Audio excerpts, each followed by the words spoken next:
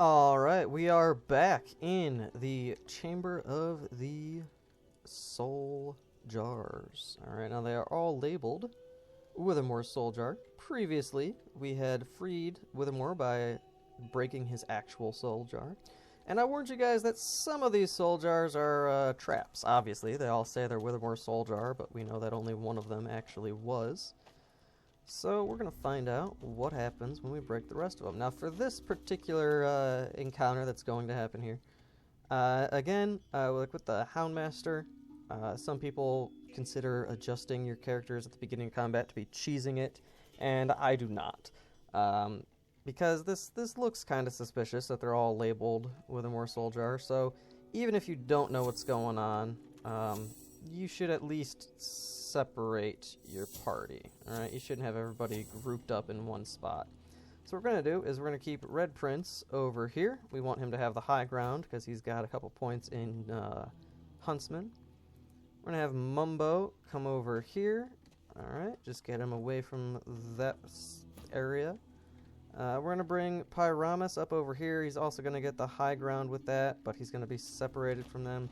And then Beast, he's going to stay right over here, because Beast, he's going to use his backlash, and wherever somebody's at, you know, he's got a pretty big area that he can backlash into from up here. Can't really get over here much, but this gives him quite a big area to get into.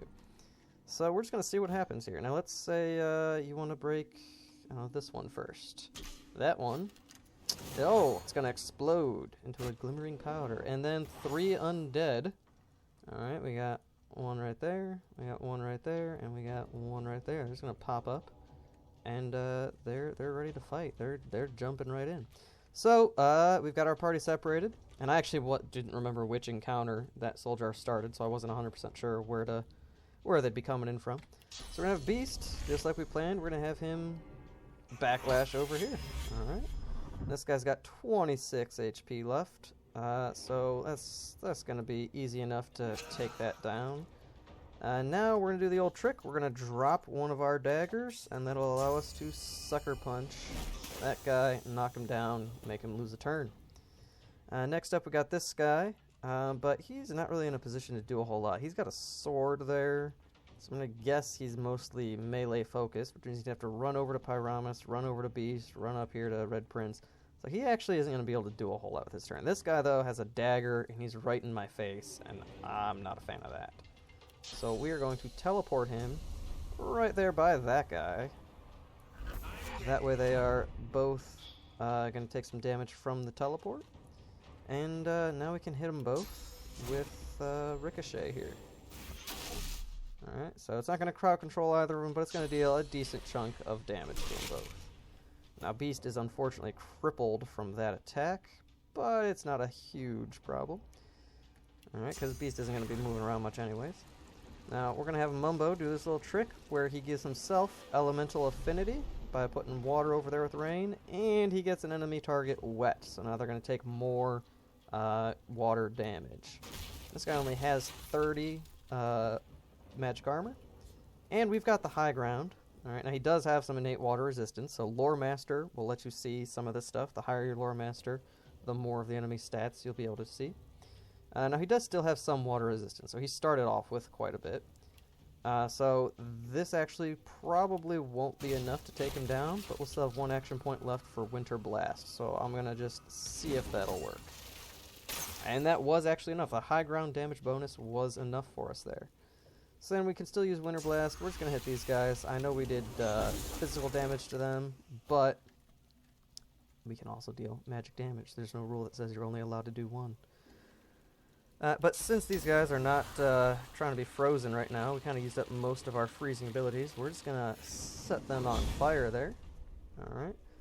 And then I think what we're going to do is we're going to give Hasten to Beast. So that'll undo his cripple, and it'll give him an extra action point per turn, which is always nice to have.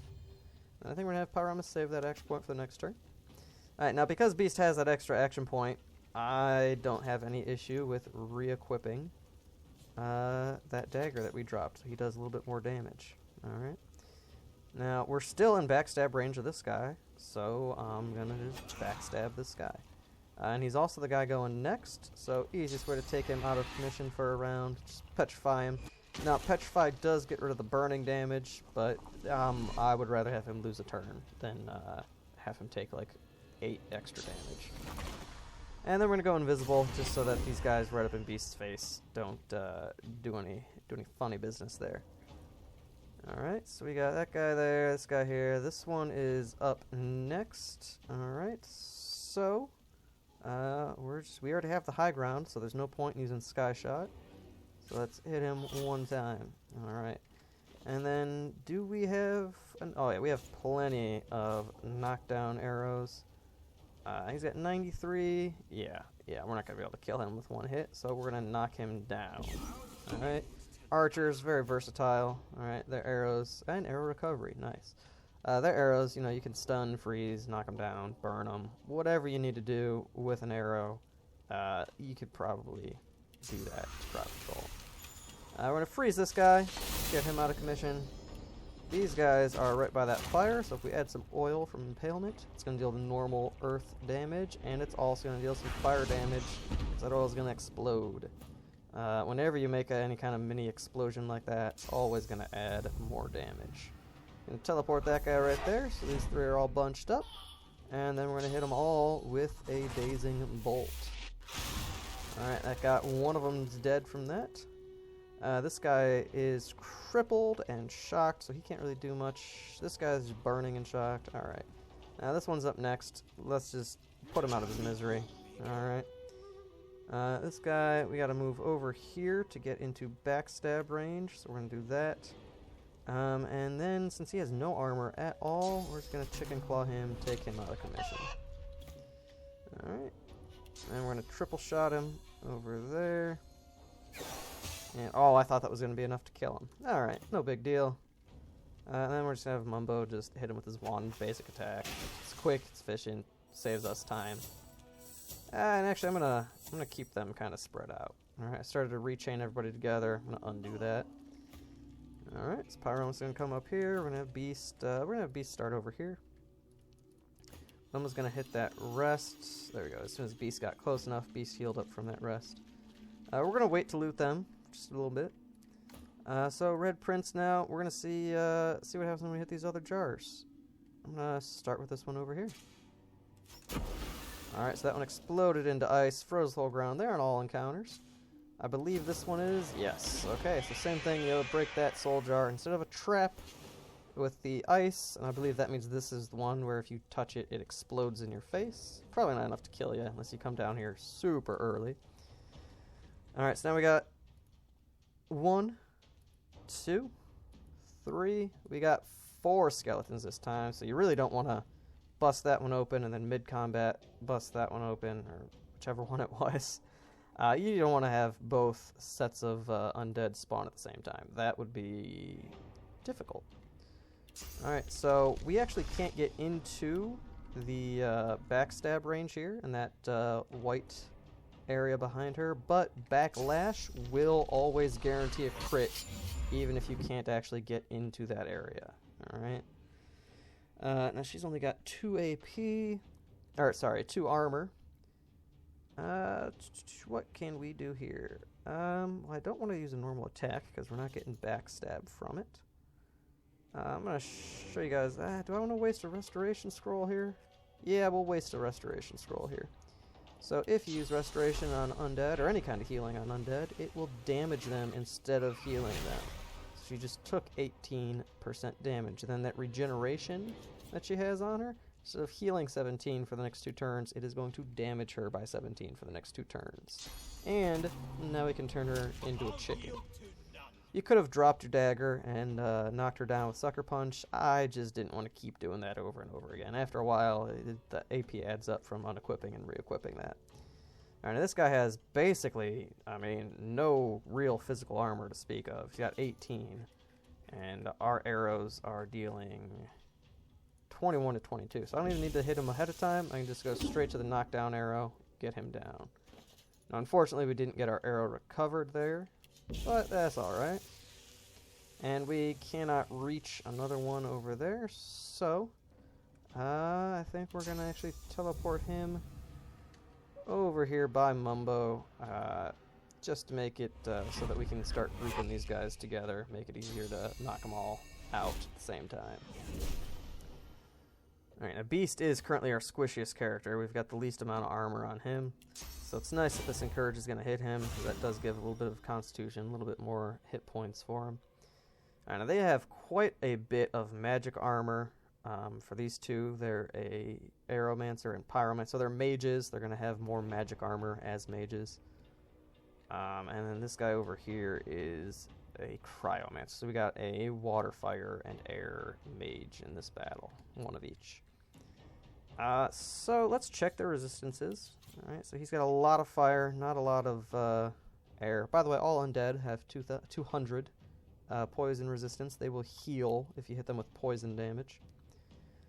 So I'm going to just see how much we can chip away at his magic damage, or magic armor there. Alright, and then we're going to make sure to hit that one and the chicken with this.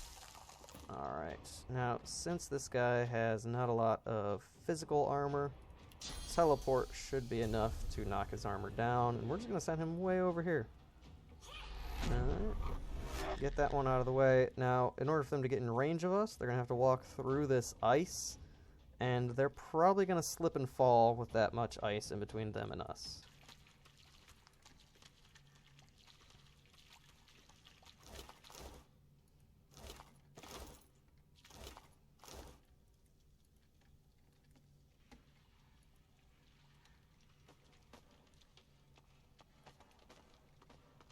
Alright, so when we get over here, we see this big statue.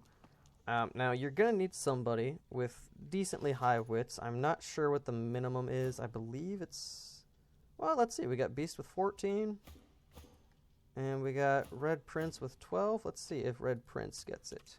So, this no. is your place, Brackets. Alright, our wits bonus here is 3, so 12 doesn't do it. Let's see if 13 wits. Because now we got 13 wits, so let's see if 13 will do it. So, nope, and Beast has 14. Let's see if 14 will do it. So this is your place. Alright, so you need more than 14 wits. Let's see if 15 will be enough. So add 3 to Red Prince. Alright, he's at 15 now. Alright, you need 15 wits or higher to interact with the statue the right way. If you have a lot of wits, you'll notice that there's a deep fissure beneath the statue's right hand. If you scratch at the opening, something drops out and you get Tyrant Stride. These are some unique leggings. Alright. Now, they're a little extra unique in the fact that, well, you know what? Instead of telling you, why don't I just show you? We're going to wait for that to wear off. I'm going to reapply that because these leggings are strength-based. They do require you to have at least 11 strength. Now when we equip these, watch what happens. Boom, Red Prince is slowed. Alright, and that's going to continue to slow him as long as he has those leggings on. Alright, they are cursed leggings. There's a Tyrant set of armor in this game, and they're all cursed pieces. Now, any of the stuff we want to keep, whether it be unique or some other reason we want to keep it, we're going to be giving it to Pyramus here. That's how we're going to sort out some of this stuff. So things we want to sell for sure, we're going to give to Mumbo. Things we want to keep long term, or at least for a little while longer, we're going to give to Pyramus. Alright, that's how we're going to organize this stuff. Alright. We got Red Prince is running around pantsless now. Did he have... He just had stained pants. He had some pretty low armor stuff on that. Alright, so that's our first set of cursed equipment. We're going to be collecting all of that. You don't really get anything fancy for it, but we're going to show you what happens when you get all of it. Alright, so until next time, I will see you later.